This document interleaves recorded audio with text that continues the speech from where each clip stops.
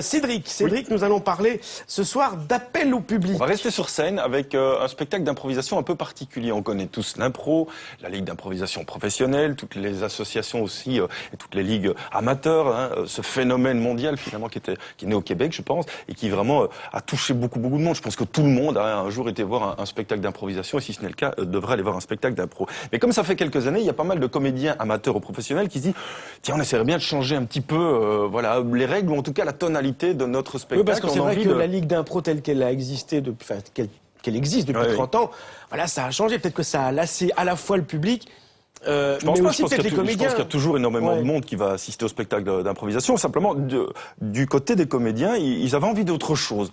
Ils avaient envie de laisser peut-être toujours de la place au public, mais de leur donner peut-être un pouvoir un peu différent.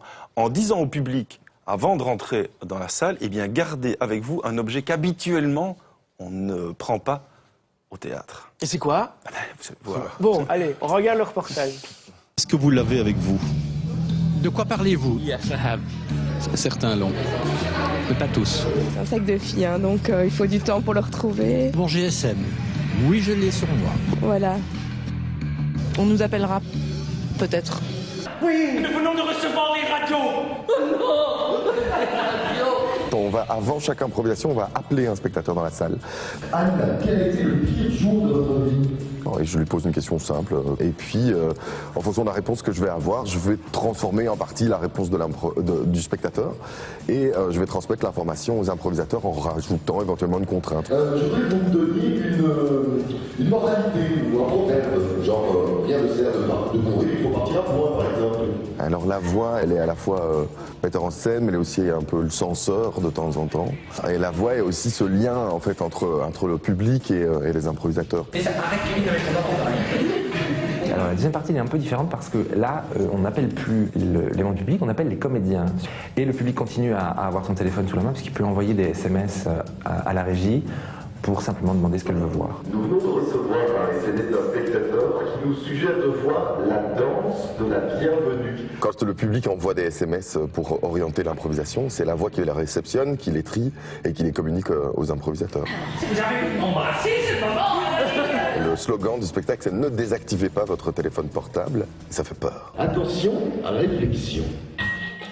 C'est un petit peu inspiré de certaines émissions de télé-réalité, ça, non? Je ne sais pas si ça inspire, en tout cas, ça inspire du temps de se dire, tiens, on peut donner aussi un peu plus de place au public. Et ici, c'est simplement assez original. Attention, parce que là, dans les images, on a l'impression qu'on vous téléphone à longueur de temps, etc. Non, clairement, il y a deux parties dans le spectacle. Il y a d'abord 6 premières impros où, en début d'improvisation, la voix appelle quelqu'un dans le public, tout simplement, en posant 1, 2, 3, 4, 5 questions. Et donc, tout ça va permettre eh bien, de proposer une thématique. Ça, ce sont les 6 premières impros. Et puis, la deuxième partie, là, vraiment, les comédiens, pendant 40 minutes, sont sur scène et donc vont recevoir de temps en temps des indications. Alors, il y a un tri, évidemment, qui se fait. La voix qui reçoit les SMS va se dire à un moment, tiens, est-ce que c'est quand même cadré, quoi. C'est cadré. Oui, mais donc le public est tout le temps en train d'envoyer des SMS. Non, clairement, parce que vous êtes d'abord en train de regarder le spectacle. À un moment, simplement, si vous remarquez une incohérence, vous pouvez vous amuser à dire, tiens, ça c'est pas tout à fait le thème, ou proposer des choses. Mais c'est ce qu'on fait même quand on est au théâtre normalement. Ouais, enfin, je dis, quand on voit un spectacle. Bien sûr. Voilà. Non,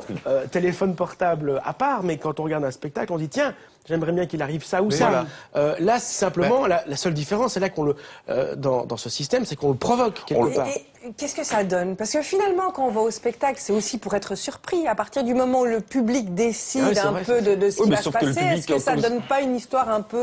Quand vous avez 200 personnes qui proposent, déjà, il n'y en a pas 200 sur les 200 personnes qui vont proposer, il y en a quelques-uns, donc vous allez toujours être surpris parce que c'est pas en masse qu'on va vous donner des informations, c'est de temps en temps une petite idée qui est glissée.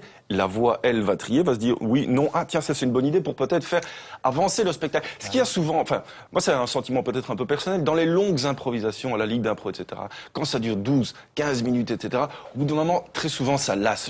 Et ici, ce qui est intéressant, c'est de se dire tout simplement, eh ben, on peut peut-être permettre aussi aux comédiens de... Mais je comprends ce que tu fais, parce quoi. que les sites participatifs, notamment pour la musique, donnent lieu parfois à des surprises, comme Sarah Carlier, mais parfois aussi à des choses finalement assez consensuelles. Et donc, je me dis, si tout le monde commence à essayer de trouver du plaisir à faire son histoire, ça tout le monde n'est pas raconteur d'histoire. Non, et donc tous les SMS n'auront pas une application. Et ça reste avant tout un spectacle d'impro. Il y a juste ce petit quelque chose qui fait que ben moi j'ai trouvé ça plutôt pas mal et voire même très plaisant. Donc voilà, le premier spectacle où on peut utiliser son téléphone, c'est donc Appel au public, c'est donc régulièrement au Petit Théâtre Mercelis. Vous allez sur le site internet dont l'adresse s'inscrit sur votre écran pour en savoir plus et pour avoir les dates de ces prochains spectacles.